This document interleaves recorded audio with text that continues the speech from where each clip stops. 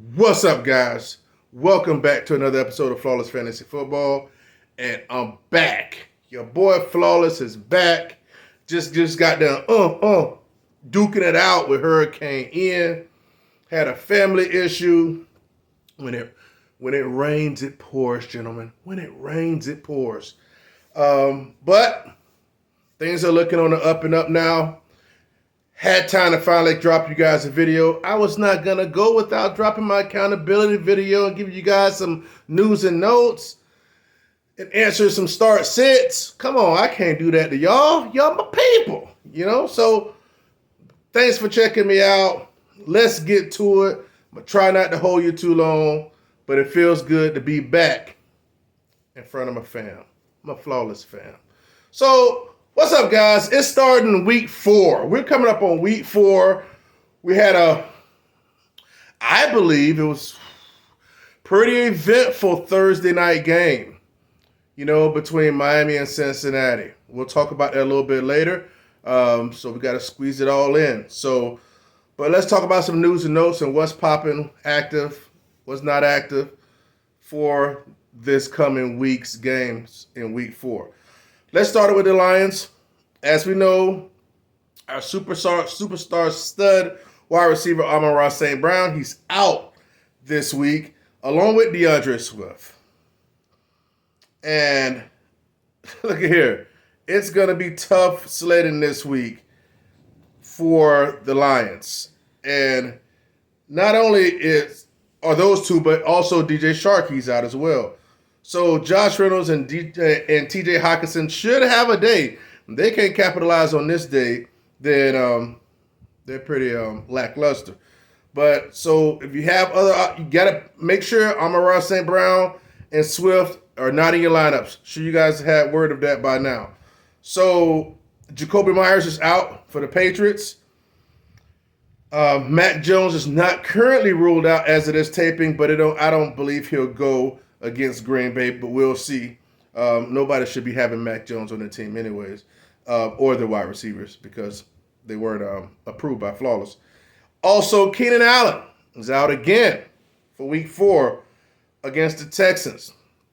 I really see the Chargers should have a magnificent offensive day against Houston, a get-right kind of game, Mind you guys, who was against Keenan Allen? When everybody else was picking him in the 3rd round and being heat. Who's been against Keenan Allen this year, last year, and everything else been telling you about the decline?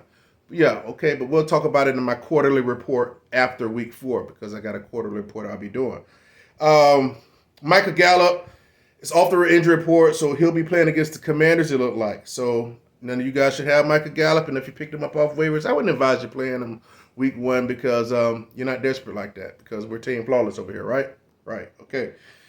J.K. Dobbins is going to get a nice workload, an up workload from last week and against the Buffalo. Now, do I see him having a big day? No. Am I rooting for him? Yes. That's the reason why Lamar's been popping off, because there's no run game. So he's been doing the running and the passing. But this is going to be a very tough task for Dobbins and Lamar, if you ask me. Now, granted, Buffalo's pieces, secondary pieces are hurt, but hey, it's only one sure dude out here at the quarterback position. Oh, speaking of which, look who the Hurricane blew in. Mr. Joshua. He's up on the wall. I mean, look, guys, sometimes you just got to put some respect on Mr. Joshua Allen's name. How long you guys think I was going to go? You thought I was going to go the whole program without talking about Mr. Joshua? Granted, he's the number 2 quarterback in the league, but really, we know in our hearts he's the number 1, and he'll finish that way. What a stud. Just look at him, guys. Just take a minute.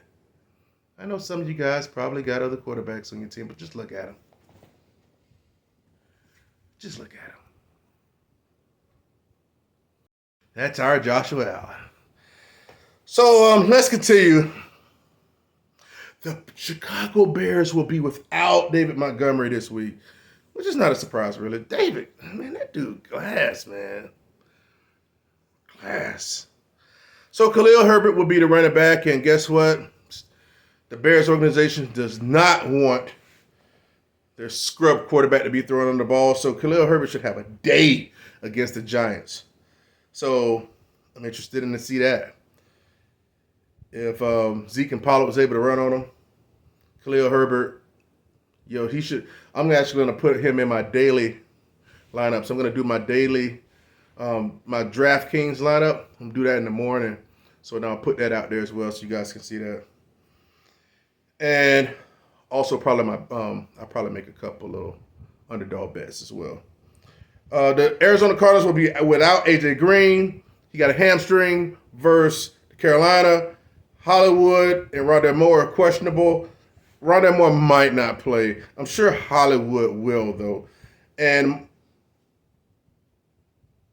Michael Thomas is out, which is no surprise here. Another person that just said no to Michael Thomas. He tapped himself out. He played the best 3 games he can play possible. Now he's out with a turf toe or a toe injury, and I'm sure that'll keep him out 2-3 more seasons. But anyway, and I said seasons, and I meant that. So good luck to Michael Thomas, but it's a obvious season, so we'll see what happens with that. But speaking of that, Jameis Winston may not play. Don't look like he'll play. So Dalton will be the starting quarterback. So it's not going to be those same type of targets that Winston was throwing to him, those deep balls and stuff, but Olave should still be great, this coming week. So if you got him, I recommend starting him unless you have some supreme options otherwise. Julio Jones game time decision again. I can't do the thumbs down on Josh. That's illegal. Thumbs down to Julio. Cordell Patterson's questionable, but he practiced on Friday, so he should be good. But I don't know how much more workload they can get that guy. I don't think he'll make the season. But, hey, if you got him, ride him. Ride him. Ride that cattle. So, I know you're not supposed to ride cattle, are you? I don't think so. But, hey, put him in the lineup. Put Cordell in the lineup. He's been getting a lot of volume. He does have a tough go at it this week. But, hey, play him. Play that dude, man. Myles Garrett got in a car accident, supposedly from swerving and not trying to hit an animal or something like that. He's questionable for this week. It didn't seem too serious, but hey, man. Hey. It's like, what's that one commercial? I think it was a commercial, honey bunches of oats or something, when the squirrels were in the road, when the truck was coming and they got in the way and the truck swerved and all the cereal came out and the squirrels were in the road high-fiving and crap like that. Y'all remember that? You better not get in my way when I'm rolling. You better not get in with, especially if I got my son in the car. You know what I'm saying? It's like, am I gonna do a look? No, this is what I do. I'm gonna be honest with you when I'm driving. I know it's a little bit off subject, but when I'm driving, I'll give a little turn. I'll give a little bit weight. I'm not gonna I'll give a little bit like that. I'll veer a little bit. That's what I'll do to help. But I'm not finna go running into oncoming traffic. Not finna happen. You guys shouldn't do that either. I need you to be here. Andy Dalton again. Okay, so Andy Dalton's going to be the quarterback. First, the Vikings in London. Gabe Davis, man. We got to talk about Gabe real quick, man. Y'all know I love me some Gabe, right? Love Gabe. Joshua loves Gabe. But I'm scared of Gabe this week. The coach said he's good to go, McDermott, but he said he re-aggravated the ankle. But I'm just worried, man. I'm just worried, especially if you have other options you can put him in. But here's the thing. Gabe's going to give you like a 5 or 6, or he's going to give you a freaking 16. There ain't no middle ground. He's going to score and have a big day, or he's going to give you mediocre numbers. So I'm just kind of torn about that. But I don't know. I have other options on my team. I picked up some good people. So I need to make sure I win this week, as in to get to where I need to be and win to stay where I need to be. We'll talk about it in a few minutes as far as with the transparency videos, transparency records and stuff like that from what happened with me week 3. So I don't know. So we'll talk about Gabe. Let me know if you have Gabe and you have him in your lineup now. Let me know what your options are, and we can go through that. Also, let me know who they play and if it's half point PPR full. CMC was limited, but it seems like he'll play. Got a nice matchup against the Cards. He should be able to eat against the Cards. And I know a lot of CMC owners that are expecting those huge, gigantor numbers. Haven't been happy, have they? But late lucky he's on the field, so it's all good. A little bit of hype news. They say Ramondre Stevenson takeover is close. I don't know how true that is.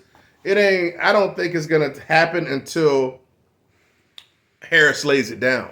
Harris lays it down one day, it's a wrap. It's a wrap if he lays it down. So, who knows? But I don't think it's like he's going to just like, oh, he's the starter now. I don't think that's going to happen at all.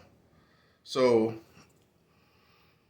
let's not Nyheim Hines, you guys, look, I know when people draft Nyheim Hines, and I know Nyheim Hines on somebody's team out there. I saw your team.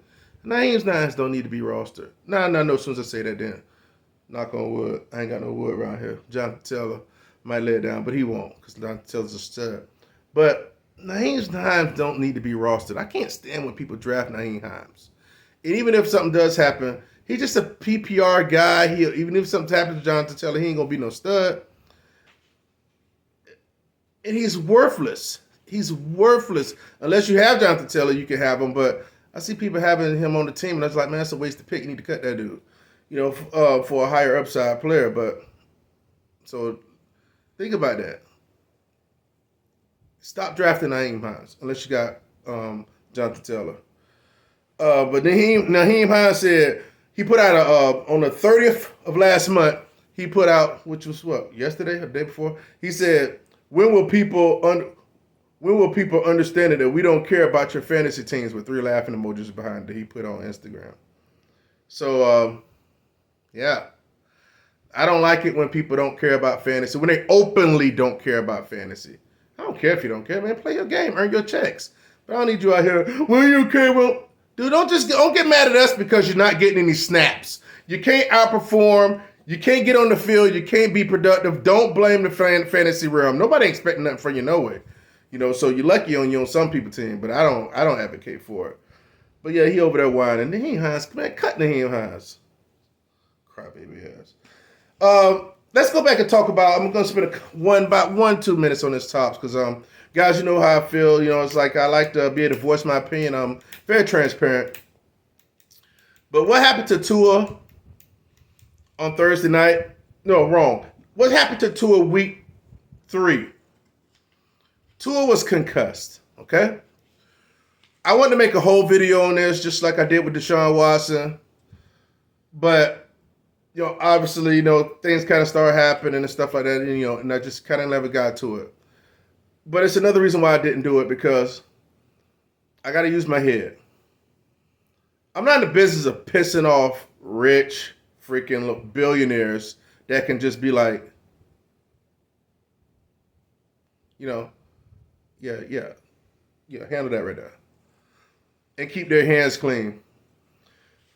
Because, it don't seem like the wise thing to do, because I understand that, hey, when somebody's saying something against somebody, they know how to shut them up. I believe in that type of thing, just that simple. But week 3, he had a concussion. He fell to the ground. He held his head. He shook his head. He got up. He was stumbling. He went back down to the ground. And somehow the team physicians, doctors, and whatever else said that he was okay to come back in, came back in.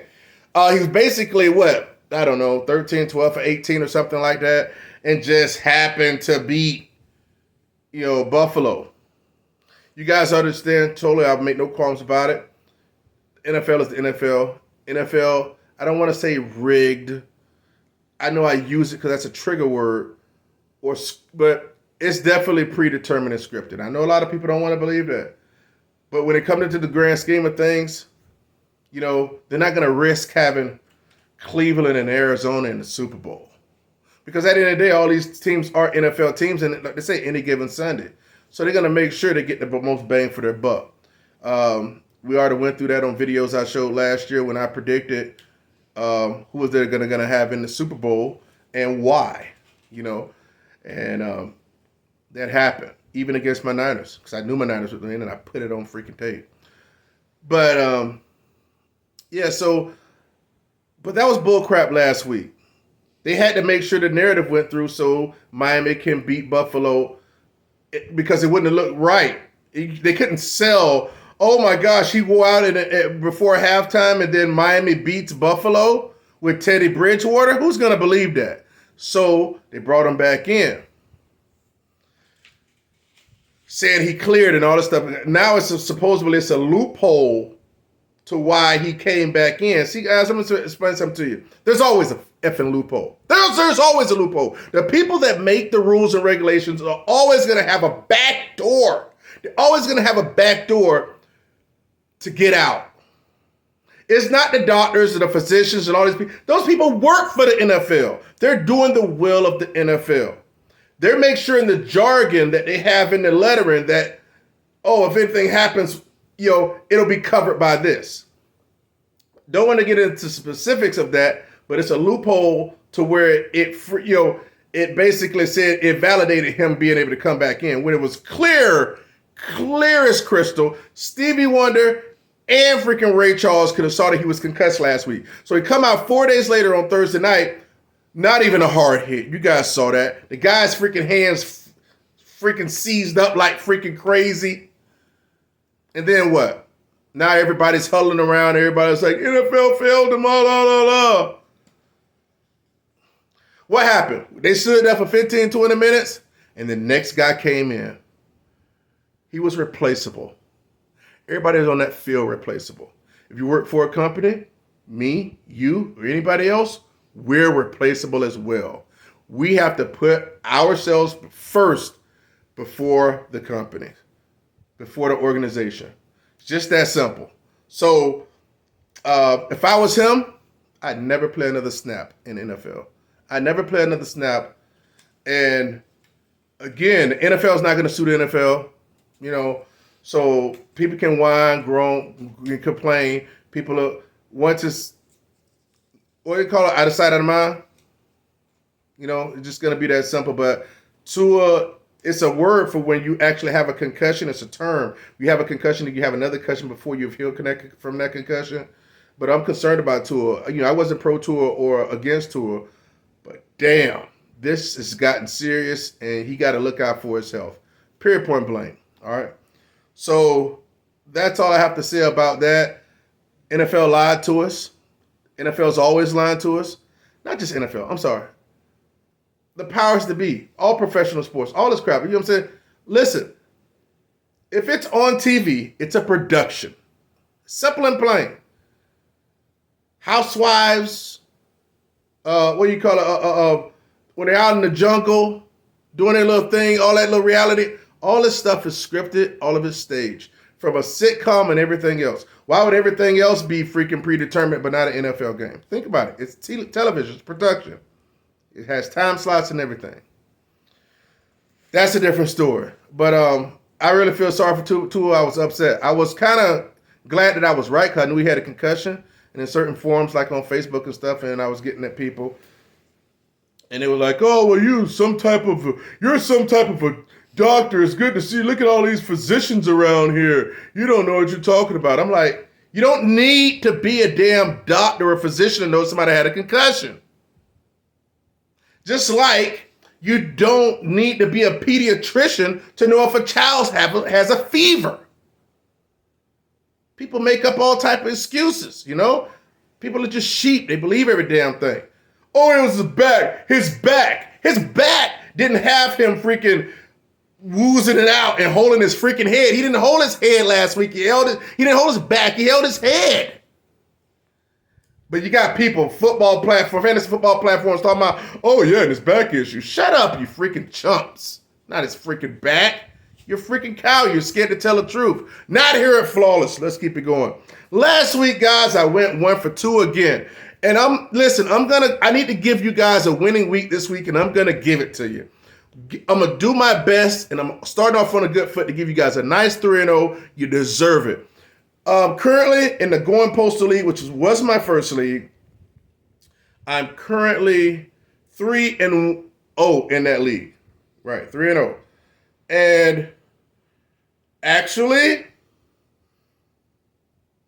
right here, I don't know if you're going to be able to see it too tough because I ain't bringing the laptop out. Right there at 3-0. You see me right there. Sorry if it's too blurry right there in the third from the top. 3-0. I play against the top team tonight. Well, this week 4. He has 22 points against me already. But yeah, he played 4 players. He played Miami defense, that gave him a 1. Miami kicker, that gave him a 10. Yes, he's a Miami fan. And he played Waddle, that gave him a 3. And Jamar Chase, that gave him an 8. This is that standard league, the going postal league. So yeah, I'm going to crush him this week, be 4-0. Yeah, that's what's up. Remember the second league, which was the Sky's the Limit League.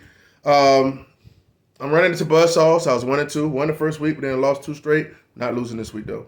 Joe Mixon gave me a nice 17.6 last night, or Thursday night. So I'm happy about that. I lost 92.